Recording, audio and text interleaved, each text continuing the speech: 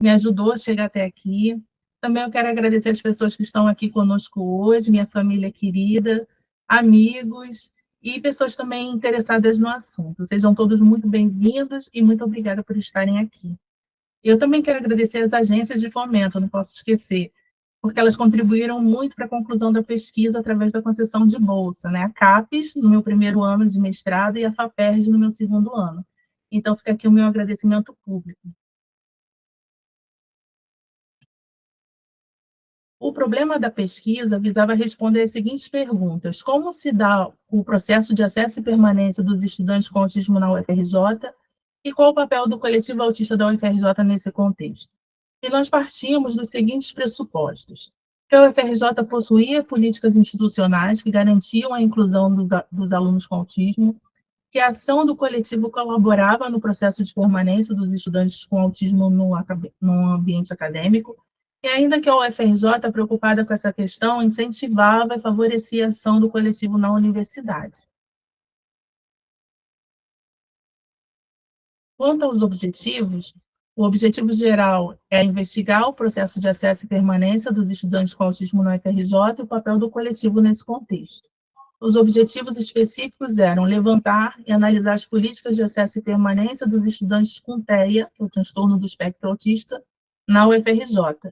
Também investigar e descrever a percepção dos estudantes com autismo sobre o seu processo de acesso e permanência na UFRJ, analisar as condições que favoreciam os processos de inclusão e de exclusão de universitários com TEA na UFRJ, e ainda averiguar em que medida o coletivo contribuía para a permanência dos estudantes com autismo na UFRJ.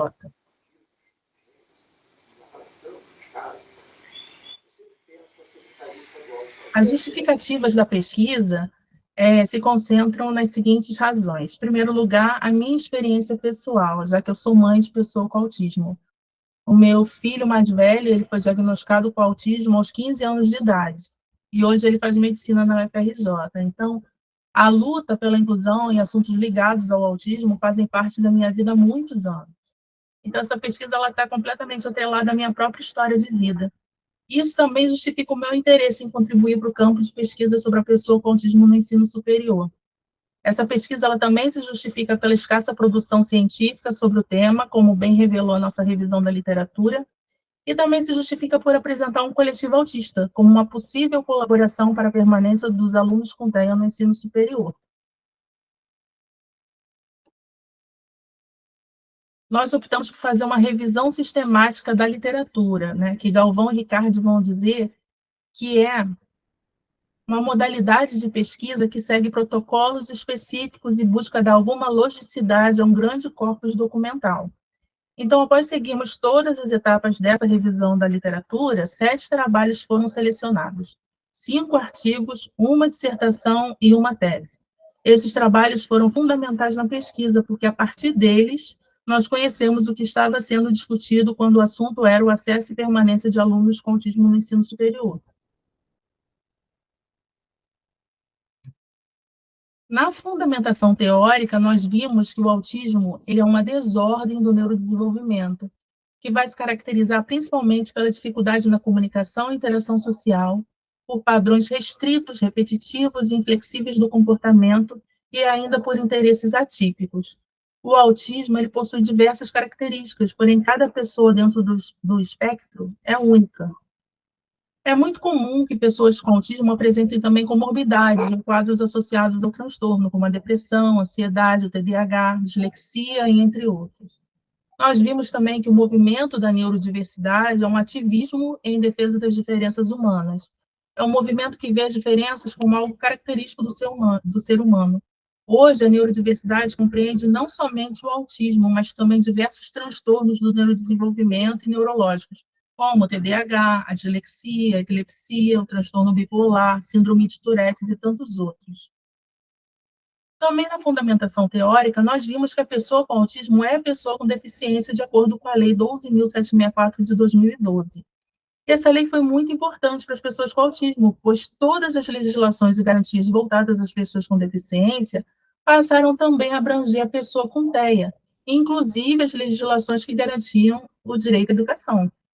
Porém, apesar de todas as legislações, o acesso da pessoa com deficiência ao ensino superior ainda é incipiente. O Censo da Educação Superior do INEP revelou que dos quase 5 milhões de alunos que ingressaram no ensino superior em 2022, apenas 1,67% desse total dizia respeito a um pequeno grupo no qual se inseriu o autismo. Portanto, são dados muito preocupantes. Além disso, nós também vimos quem é esse aluno com autismo que está no ensino superior. Nós vimos que são estudantes que estão iniciando sua vida adulta, que sonham com uma vida mais autônoma, que sonham em constituir família, viajar o mundo, que acreditam que o diploma universitário pode promover a conquista desses objetivos. Porém, vimos que concluir o ensino superior é uma árdua tarefa para esse aluno, tendo em vista as dificuldades existentes no ambiente acadêmico, como, por exemplo, a falta de formação docente para lidar com a diversidade, a falta de informação sobre o autismo, que acaba aumentando os estigmas e os preconceitos, como o capacitismo, por exemplo. Né? O capacitismo é o preconceito voltado à pessoa com deficiência. Então, a falta desses processos inclusivos mais concretos, né, vão se configurar como um obstáculo no caminho desse aluno.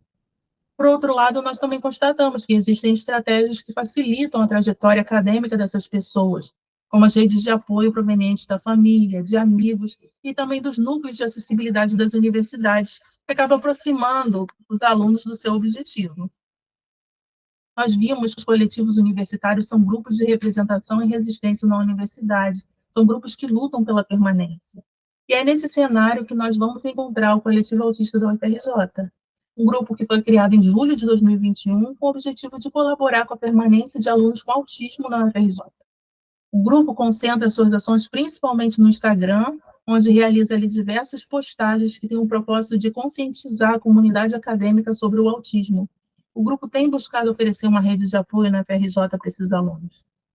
E, por fim, nós vimos que a UFRJ é uma renomada universidade, é conceituada de grande prestígio.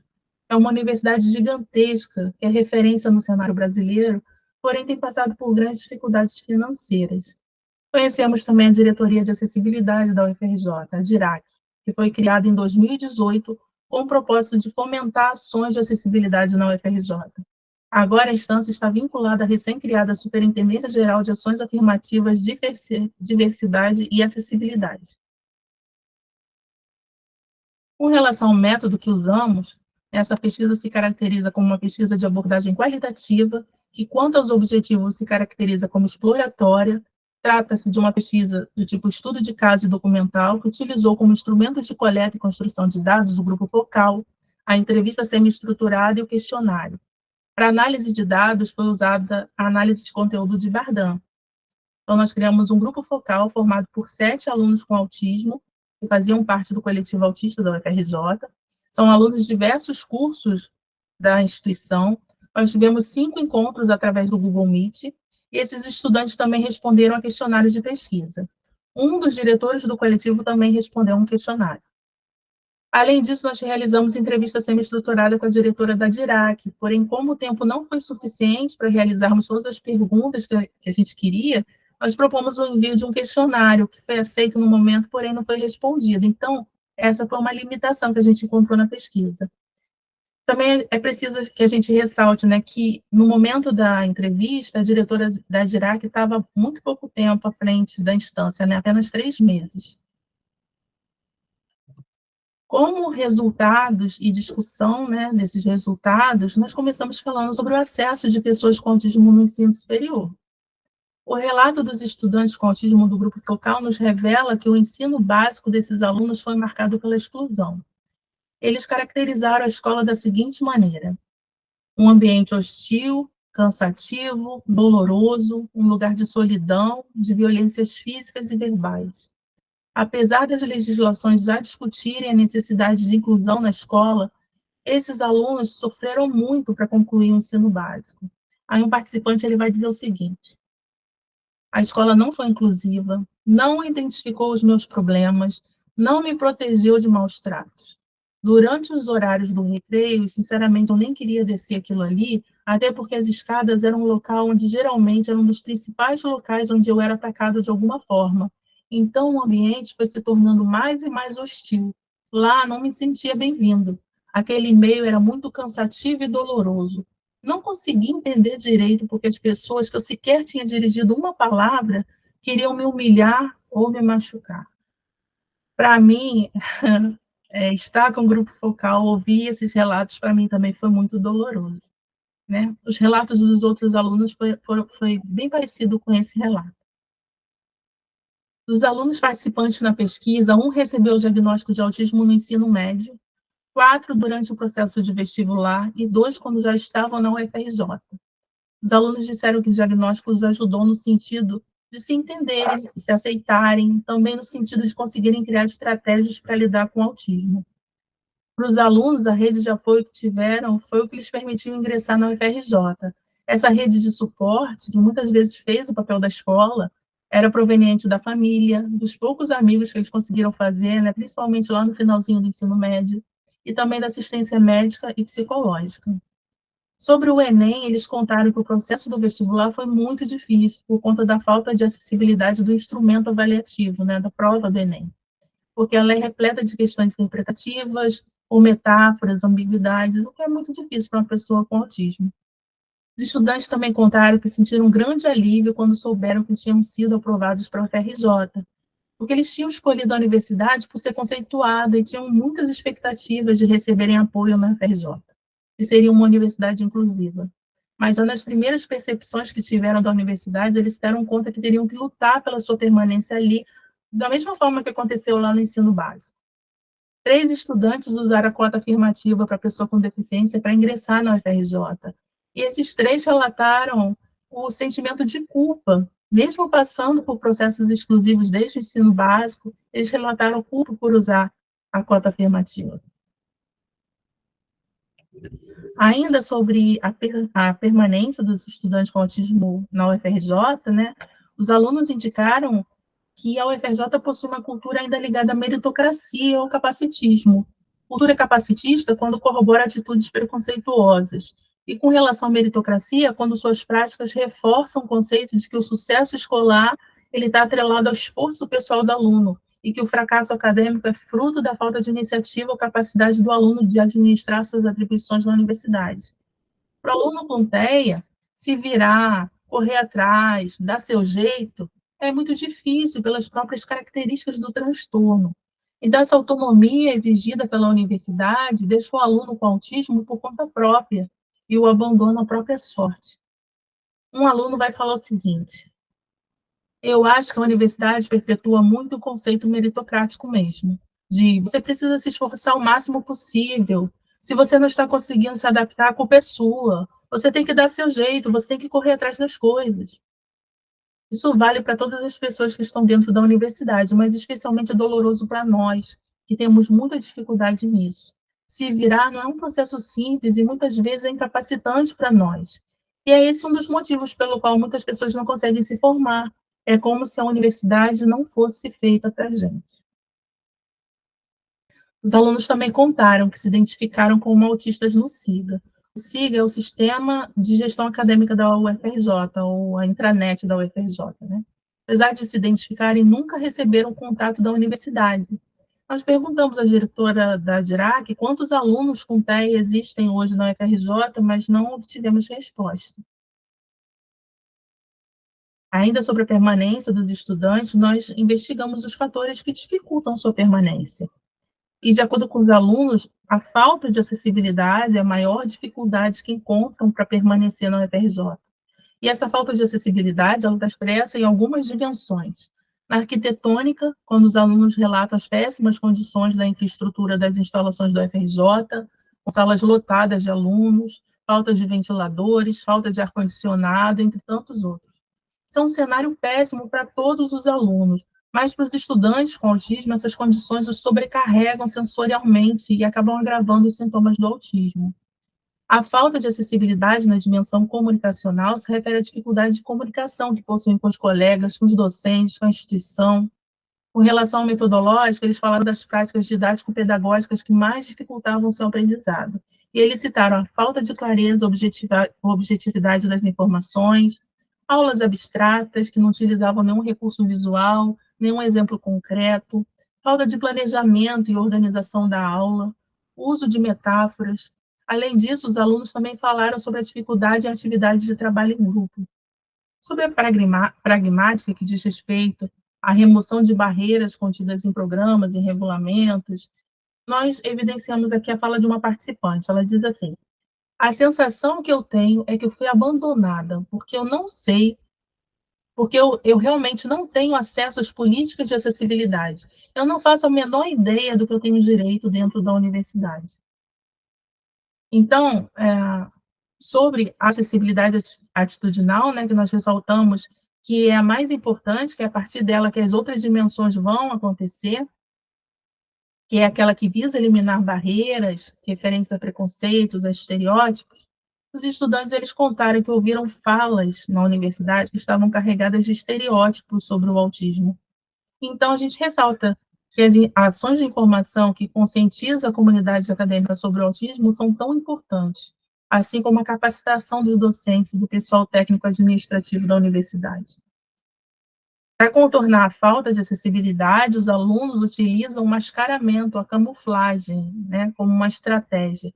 A camuflagem é quando a pessoa com autismo esconde os traços comportamentais relacionados ao transtorno, onde ela se passa por alguém que não tem o transtorno, né? Isso é muito comum nos autistas diagnosticados com nível 1 de suporte. Porém, para fazer isso, esse autista ele gasta uma enorme quantidade de energia, o que leva ao esgotamento e à exaustão. Durante as reuniões do grupo focal, os estudantes eles falaram que utilizam o mascaramento como forma de sobreviver ao ensino superior e revelaram o quanto exaustos eles ficam, o que compromete tanto o seu rendimento acadêmico quanto a sua saúde mental. Esse quadro é uma síntese do que a gente acabou de falar, né, dos fatores que contribuem para a exclusão e evasão de alunos com TEA na UFRJ, de acordo com os relatos dos alunos, né, do grupo focal. De uma cultura universitária excludente da UFRJ, baseada no capacitismo e na meritocracia, se estabelece a falta de acessibilidade dos 5 níveis que a gente acabou de falar, né, expressa por conexões institucionais fragmentadas, desarticuladas, pela desinformação a respeito do autismo, pela falta de capacitação docente, por falta de políticas institucionais de acessibilidade que realmente deem conta de abraçar esse aluno, o que provoca nos alunos com TEA um sentimento de abandono, de solidão, de estresse, de sobrecarga, medo de se revelarem autistas, e eles acabam usando a camuflagem, se converte em exaustão, o aumento dos sintomas do autismo, o aumento dos sintomas dos quadros associados, como depressão e ansiedade, que gera as crises, como o meltdown, o shutdown, ideias suicidas, atraso escolar e ainda a evasão. Shutdown e meltdown, eles são crises do autismo que vêm como uma resposta a uma sobrecarga sensorial ou então uma emocional, né? Onde o autista ele acaba perdendo o controle das emoções. Então, o que acontece? A pessoa ela desliga ou então ela acaba explodindo. Ainda sobre a permanência, nós também investigamos os fatores que facilitam a permanência desses alunos, né? E eles apontaram algumas ações de acessibilidade que acontecem de forma fragmentada na UFRJ. A própria diretora da DIRAC reconheceu que a universidade trabalha de forma desarticulada, pulverizada. Uma estudante do grupo, desculpa, ela tem uma experiência completamente diferente dos demais, porque ela tem acessibilidade com relação à infraestrutura do prédio em que ela faz suas aulas do curso de música. Ela faz aulas ali no edifício Ventura, que vai ser vendido, né? O edifício Ventura, ali no centro do Rio, que é um dos prédios mais modernos da cidade do Rio de Janeiro. Ela também conta que tem boa relação com os docentes, que ela tem as adaptações que ela precisa, e ela fala que isso tudo facilita muito sua trajetória acadêmica. Isso nos faz pensar, né, que existem várias universidades dentro da Universidade Federal do Rio de Janeiro. As redes de apoio, como a família, os amigos e o acesso à assistência médica e psicológica foram novamente apontados pelos estudantes como fatores que evitam a evasão. O coletivo autista da UFRJ também foi citado como uma rede de apoio que favorece a permanência. Porém, os alunos ressaltaram que o coletivo ainda precisa avançar e que ele ainda precisa ter uma voz mais potente na UFRJ. Na pesquisa, nós percebemos que ainda não há um diálogo entre a DIRAC e o coletivo, e as políticas de acessibilidade que existem na UFRJ, como a oferta de monitores, né, através de um formulário que tem lá no site da DIRAC, acabam que ainda não alcançam de maneira efetiva esses alunos. Quanto à DIRAC, nós vimos que ela trabalha com poucos funcionários, com poucos recursos materiais, mas a nova diretora ressaltou que está de portas abertas e que ainda vai fazer muito pela questão da acessibilidade na UFRJ. Também é preciso destacar que a questão da acessibilidade não pode ser responsabilidade de um único núcleo, de uma instância somente. É responsabilidade de toda a instituição, de toda a comunidade acadêmica.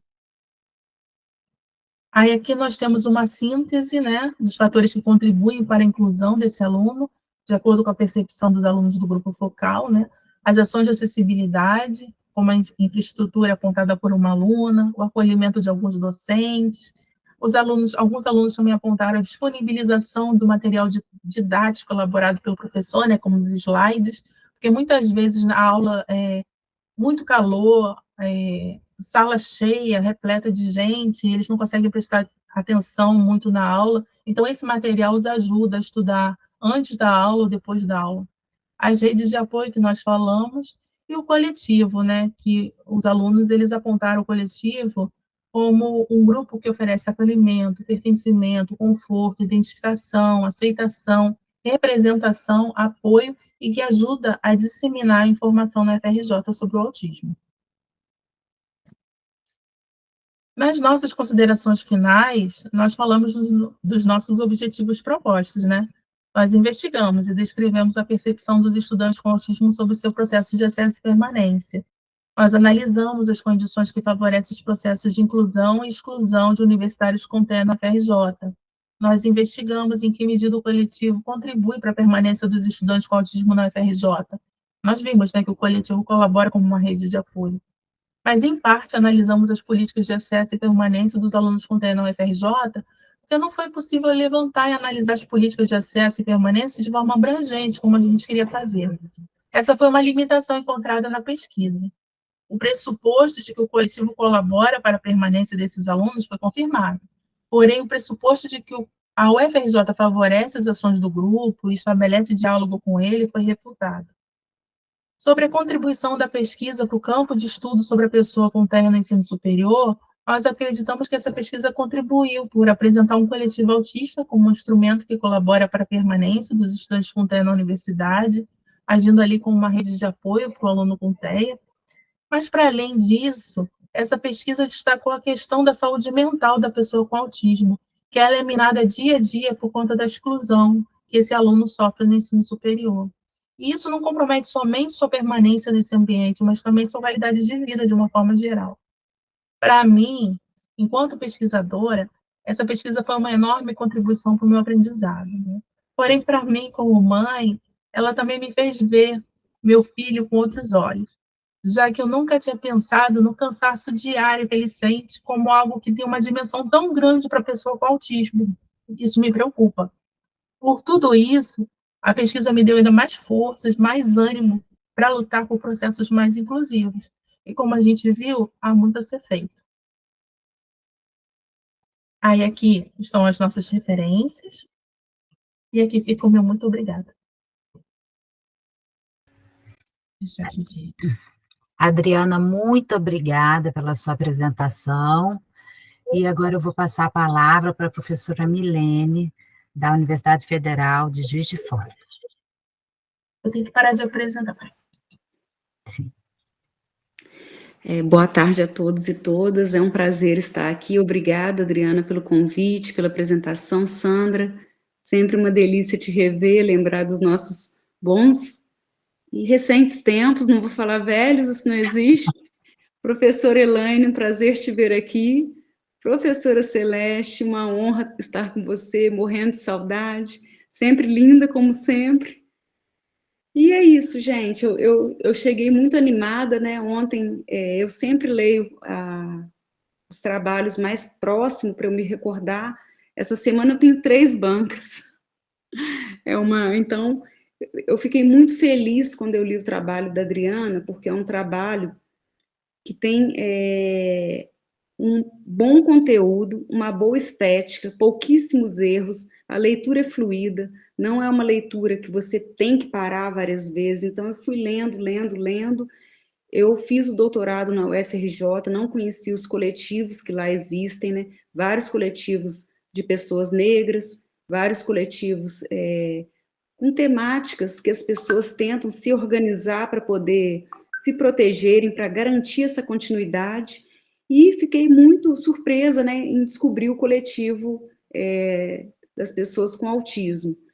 E só de olhar, né, a apresentação da Adriana é tão boa quanto a escrita, muito didática, muito tranquila, e assim, eu praticamente, sabe aquele trabalho que você, não tem nada de errado, então eu vou ficar procurando alguma coisa, eu não fiz isso, mas eu procurei me deleitar mesmo com o conteúdo. Então, desde a introdução, né, quando ela apresenta o tema, justificativo, os problemas, o objetivo, a estrutura, eu achei a escrita impecável, e a revisão de literatura, eu fiquei assim encantada, e eu levei para o meu grupo de pesquisa e falei, a partir de agora eu quero revisão de literatura desse jeito, né? Não menos do que isso, e ressaltei que a Adriana também tem uma formação em biblioteconomia, né? Isso provavelmente ajuda nessa organização das ideias, né? Como fazer a pesquisa, até na linguagem que ela usa para fazer essa pesquisa, e isso me causou muito encantamento. Ontem eu levei para o meu... eu queria também cumprimentar o Grupo Linda, já participei de algumas atividades, é um grupo muito potente, muito bacana que tem aí. Mas voltando para cá, né, eu fiquei encantada com a revisão de literatura, porque tem muitos trabalhos que são revisão de literatura e não tem essa organização, não tem essa sistematização enquanto pesquisa. Se o trabalho dela parasse por aí, já era um trabalho, né, científico, mas só que o que é bom ainda melhora, quando ela vai fazer a fundamentação teórica, e ela usa, né, os autores que ajudam ela a construir os autores da revisão e outros autores que estudam a questão do autismo, e também usa as produções do coletivo. Então, isso para mim é muito interessante, porque esse é um coletivo que produz conteúdo, e eles têm vários conceitos, várias coisas que eles vão se organizando, né? E isso também entra, né, como fundamentação teórica. E já tem algumas autoras falando sobre a importância da gente fazer pesquisa enquanto uma pesquisa emancipatória, em que a gente ouve os grupos, né, que estão sendo pesquisados, e eles se tornam praticamente coautores. Embora, né, a Adriana não trabalhe com método narrativo, ela trabalha com grupo focal, mas no grupo focal ela traz essa experiência, essas narrativas, né, usando Bardan, mas ela faz isso com muita propriedade, e o trabalho fica um trabalho dialógico, eu diria. Quando ela traz a questão dos métodos, né, é muito interessante, eu fiquei encantada também, eu vou comentar, porque todo o método dela, ele além de ser descrito, ele é apresentado nos apêndices. Então, quando ela traz nos apêndices a forma como ela encaminhou, os convites para o grupo focal, sempre muito estético, sempre com os temas divididos, com alguma mensagem que vai trazer uma reflexão, né, que serve de epígrafe, mas também serve de uma reflexão inicial.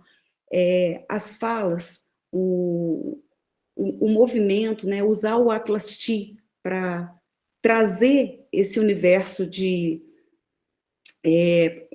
palavras evocadas, isso também é muito potente. Então, o que eu quero dizer? Ainda estou no sumário, eu não vou demorar muito, mas eu acho que quando a gente só de analisar um sumário, que é um sumário denso, né, que a gente vê realmente que tem uma pesquisa ali, e a gente percebe, né, que além de toda a parte escrita, todas as tabelas, todas as imagens, todos os quadros, tudo que a Adriana produz, ele tem um efeito tanto estético quanto um efeito também da gente entender como essa pesquisa foi produzida e de ser algo possível da gente replicar, né, em outros espaços, em outros contextos. Então, assim, só já no sumário eu já deixo, né, meu parabéns, e para a apresentação também. Então, em relação ao texto, Há alguns momentos eu vou lendo, feliz com o que eu estou lendo, gosto das questões de pesquisa, dos objetivos que você traz, e vou fazendo comentários, a maioria dele elogiosos, alguns às vezes, poxa vida, como que não responde o questionário, mas eu entendo também o papel da gestora, as dificuldades, né, que às vezes significa as implicações de responder um questionário que às vezes você ainda não está totalmente inteirada do assunto, por estar apenas há 3 meses, os processos de transição de gestão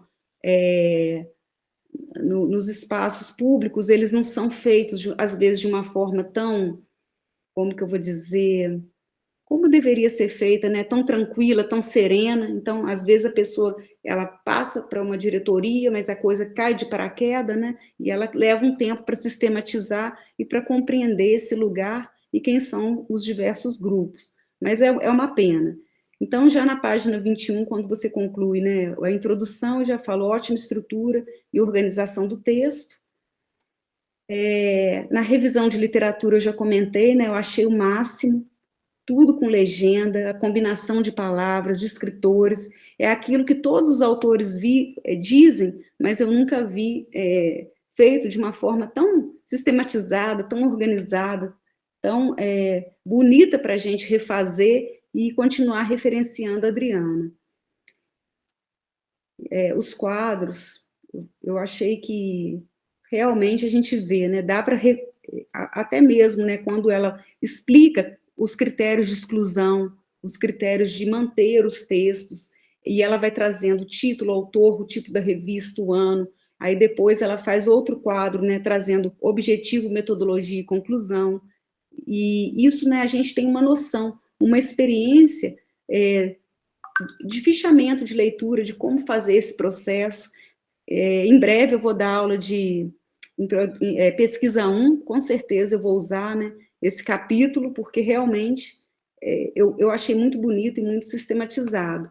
E como assim, se não bastasse, né, na figura 2 ela ainda espalha dos 7 textos que ela conseguiu, aonde que eles estão espalhados geograficamente, e para nossa surpresa não tem nenhum na região sudeste, né? Isso foi um dado curioso. Embora ela tenha mandado o texto escrito lindo, maravilhoso, eu estou agora muito habituada a ver ele na tela, eu ando com o texto para onde eu vou para mostrar e para elogiar, mas eu realmente fiz as anotações na tela, porque me dá uma visualização melhor. Quando você traz aquela tabela, né, com as postagens o quadro 8, na página 42, as características do autismo, né, que são a estereotipia, eu fico surpresa, né, que todo esse conteúdo você realmente tenha pego lá no grupo do coletivo. Depois eu também quero seguir esse grupo, porque toda vez que eu dou alguma palestra, faço alguma fala, eu falo da importância, né, da gente seguir as pessoas que têm algum tipo de deficiência, para saber o que elas pensam, o que elas produzem e o que elas estão fazendo, porque a gente só aprende sobre o que ter um laudo, um diagnóstico, né, com quem tem, e é muito interessante, né, eu costumo ler texto da Carli, tem o Marcos Petri, que tem ele tem um blog, um canal, ele produz muita coisa, então isso é muito interessante, saber como que é essa percepção sensorial, né, de quem tem o autismo. Aí eu coloquei algumas características que tem outros nomes ali, eu conhecia como teoria da mente. Então, assim, tem essa variação também, né, de autor, de como tem sido, como que eu vou dizer, travado essas características. E toda como que eu vou dizer, a produção nesse capítulo, ela é muito interessante e ela vai trazendo, né, várias questões do coletivo e muitas coisas que a gente não imagina, né, por exemplo, aquela coisa que se usa no pescoço, o crachá, quando eles falam sobre, na página 51, sobre as cores, o símbolo que eles preferem, que eles elegeram como deles. Então, até eu pensei assim, seria interessante até se você pudesse trazer uma imagem de um e de outro para mostrar a diferença, porque eu não procurei na internet, mas como o texto é algo fluido, e você está mencionando e descrevendo, eles descrevem, né, como é um crachá, como é uma figura, como é o desenho, e por que eles elegeram, né, as cores do arco-íris. E é interessante também que mais para frente você fala que desse grupo, 5, né, tem orientação sexual diversa. Então, escolher também as cores do arco-íris diz um pouco sobre a interseccionalidade desse grupo.